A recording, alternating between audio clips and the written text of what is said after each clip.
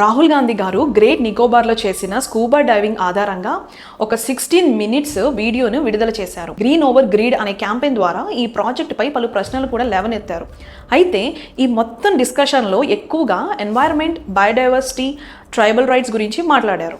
ఫైనల్గా ఈ ప్రాజెక్టు వలన అదానీకే లాభం చేకూర్చేలా ముందుకు తీసుకెళ్తున్నారని ఆరోపణలు చేశారు.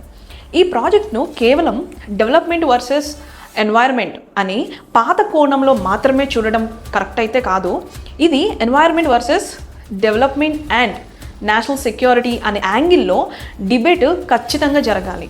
ఇండియా యొక్క లాంగ్ టర్మ్ నేషనల్ ఇంట్రెస్ట్ని దృష్టితో చూస్తే మనము ఇప్పుడు తీసుకునే ప్రతి డెసిషన్ చాలా క్రూషియల్. మన ఎకానమీ గ్రో అవ్వాలి, అదే సమయంలో మన సెక్యూరిటీ కూడా స్ట్రాంగ్గా ఉండాలి. ఎన్వైర్న్మెంట్ అనేది మనకి ఇంపార్టెంట్, దాంతోపాటుగా నేషనల్ ఇంట్రెస్ట్ అనేది కూడా చాలా important. Let's analyse the Nicobar project. Hi, this is Navatha. Welcome to national diaries. హిస్టరీ చూస్తే ప్రపంచంలో ఎక్కడైనా సరే ఒక మేజర్ లెవెల్ డెవలప్మెంట్ జరిగినప్పుడు ప్రకృతి మీద ఇంపాక్ట్ లేకుండా జరగలేదు. ఫర్ ఎగ్జాంపుల్, మన హైదరాబాద్నే తీసుకుందాం. ఒకప్పుడు కొండలు, గుట్టలు, అడవులు ఉండేవి. కాలక్రమేణా అది ఇండియాలోని one of the biggest metro సిటీస్గా డెవలప్ అయింది. దీని అర్థం పర్యావరణాన్ని పట్టించుకోవద్దని కాదు, కానీ డెవలప్మెంట్ అండ్ ఎన్వైరన్మెంట్ ప్రొటెక్షన్ మధ్య ఎప్పటికీ ఒక కాన్ఫ్లిక్ట్ ఉంటూనే ఉంటుంది. ఇది రియాలిటీ. అదే సమయంలో డెవలప్మెంట్కి సపోర్ట్ ఇవ్వడం అంటే పర్యావరణాన్ని పూర్తిగా త్యాగం చేయాలని కాదు. పర్యావరణ పరిరక్షణ, గిరిజన సమాజాల భద్రత ఇవన్నీ ఈక్వల్లీ ఇంపార్టెంటే. గ్రేట్ నికోబార్ యొక్క స్ట్రాటజిక్ ఇంపార్టెన్స్ అర్థం కావాలంటే దాని జాగ్రఫికల్ లొకేషన్ మనం ఖచ్చితంగా చూడాలి. ఈ ఐలాండ్ ప్రపంచంలోనే అత్యంత కీలకమైన సముద్ర మార్గమైన స్ట్రెయిట్ ఆఫ్ మలాకాకి కేవలం 40 నాటికల్ మైల్స్ దూరంలో ఉంది. గ్లోబల్ ట్రేడ్లో ముఖ్యంగా ఏషియా అండ్ యూరోప్ సరుకుకు రవాణా మేజర్ పార్ట్ ఈ రూట్ నుంచే వెళ్తుంది. చైనా ఎక్స్పోర్ట్స్ అండ్ ఇంపోర్ట్స్లో దాదాపు 80% కార్గో ఈ మార్గం ద్వారానే జరుగుతుంది. గత 2 దశాబ్దాలుగా China string of pearls strategy ద్వారా ఇండియన్ ఓషన్లో తన ఇన్ఫ్లుయెన్స్ పెంచుకునే ప్రయత్నం చేస్తోంది. అది అందరికీ తెలిసిన విషయమే. మన నైబరింగ్ కంట్రీస్ అయినా పాకిస్తాన్ అవ్వచ్చు, శ్రీలంక, మయన్మార్ ఇలాంటి దేశాల్లో పోర్ట్స్ని కట్టి దాని యొక్క ఇన్ఫ్లుయెన్స్ని పెంచుకోవాలని చూసింది. ఇలాంటి టైంలో ఇండియా తన స్ట్రాటజిక్ ఏరియాస్ను స్ట్రాంగ్ చేసుకోకుండా సైలెంట్గా ఎందుకు కూర్చోవాలి? 1950s లేదా 1960sలో నెహ్రూ గారు, లాల్ బహదూర్ శాస్త్రి గారి టైంలోనే ఆంధ్రప్రదేశ్, తమిళనాడు, వెస్ట్ బెంగాల్ వంటి వివిధ రాష్ట్రాల నుంచి ఉన్న ల్యాండ్లెస్ ఫ్యామిలీస్, ఎక్స్ సర్వీస్ మ్యాన్లు వాళ్ళకి భూములను కేటాయించి ఇక్కడ సెటిలర్స్గా స్థిరపరిచారు. కానీ ఈ స్ట్రాటజీకి అసలైన బూస్ట్ ఇచ్చింది మాత్రం 2001లో అటల్ బిహారీ వాజ్పేయి గారి ప్రభుత్వంలో. 1999 కార్గిల్ వార్ తర్వాత మన దేశ రక్షణని ఇంకొంచెం స్ట్రెంథన్ చేయడానికి ఒక కీలకమైన అడుగు వేశారు. 2001 అక్టోబర్లో భారతదేశపు మొట్టమొదటి త్రివిధ దళాలు ఉమ్మడి కమాండ్ అంటే అండమాన్ అండ్ నికోబార్ కమాండ్ని ఏర్పాటు చేశారు. ఇది మనం దేశంలోని ఏకైక జాయింట్ థియేటర్ కమాండ్. అంటే ఆర్మీ, నేవీ, ఎయిర్ ఫోర్స్ మరియు కోస్ట్ గార్డ్ ఈ 4 విడివిడిగా కాకుండా ఒకే కమాండ్ ఇన్ చీఫ్ కింద కలిసి పనిచేస్తాయి. దీనివల్ల ఆర్మీ బ్రిగేడ్లను ఇక్కడ శాశ్వతంగా మోహరించడం, వ్యూహాత్మకంగా సైన్యాన్ని బలోపేతం చేయడం ఎన్డీఏ కాలంలోనే మొదలైంది. ఆ తర్వాత 2004లో సునామీ వచ్చింది. ఆ టైంలో యూపీఏ గవర్నమెంట్ ఇంకొంచెం స్ట్రెంథన్ చేయడానికి ఐఎన్ఎస్ బాజ్ వంటి నేవల్ ఎయిర్ స్టేషన్ మౌలిక సదుపాయాలని డెవలప్ చేశారు. ఇక్కడ మనం అర్థం చేసుకోవాల్సిన విషయం ఏంటి అంటే అంతర్జాతీయ రాజకీయాల్లో ఖాళీగా ఉన్న ప్రాంతాలను ఇతర శక్తులు ఆక్యుపై చేయడానికి చూస్తాయి. ప్రభావం అనేది కేవలము సైనిక శక్తితోనే రాదు, జనాభా అండ్ వాణిజ్యం ద్వారా కూడా వస్తుంది. ఇప్పుడు ప్రతిపాదిస్తున్న ప్రాజెక్టులో కూడా ఇదే విజన్ కనిపిస్తుంది.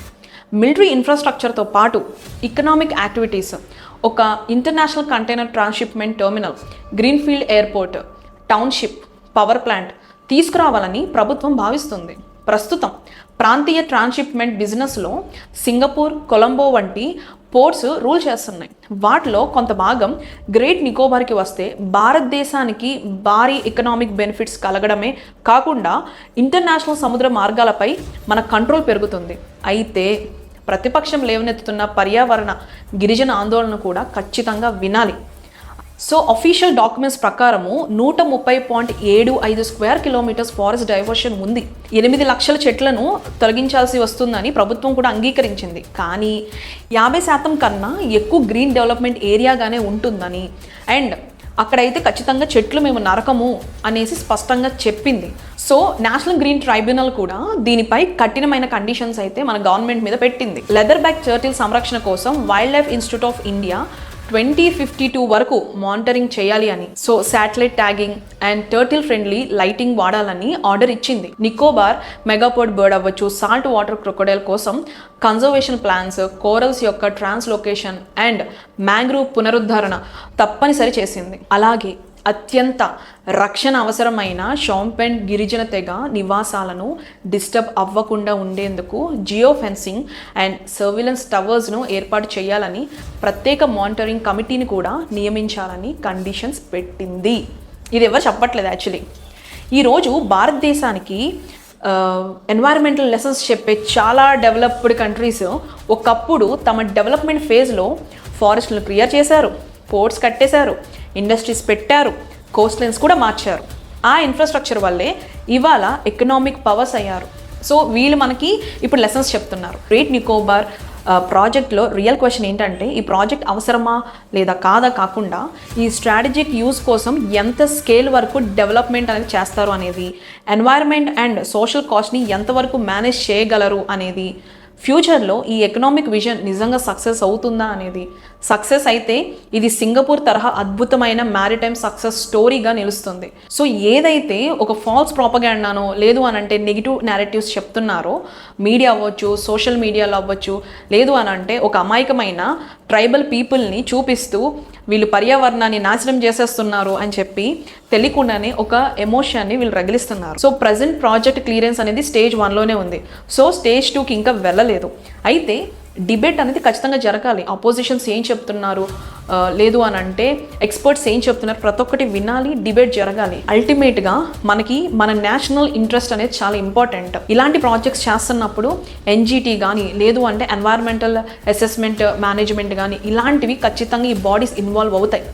డిబేట్ జరుగుతుంది, డిబేట్ జరగాలి. కానీ ఏంటి అంటే ఈ ప్రాసెస్ అనేది డిలే అయ్యే కొద్దీ మన స్ట్రాటజిక్ ఇంపార్టెన్స్ అనేది వరల్డ్లో తగ్గుతుంది. సో డిబేట్ చేయడం తప్పు కాదు, కానీ బట్ మిస్ఇన్ఫర్మేషన్ అనేది సోషల్ మీడియాలో స్ప్రెడ్ చేయకుండా ఉండాలి. Finally hour conclusion is India అనేది ఒక సూపర్ పవర్గా ఎదగాలి.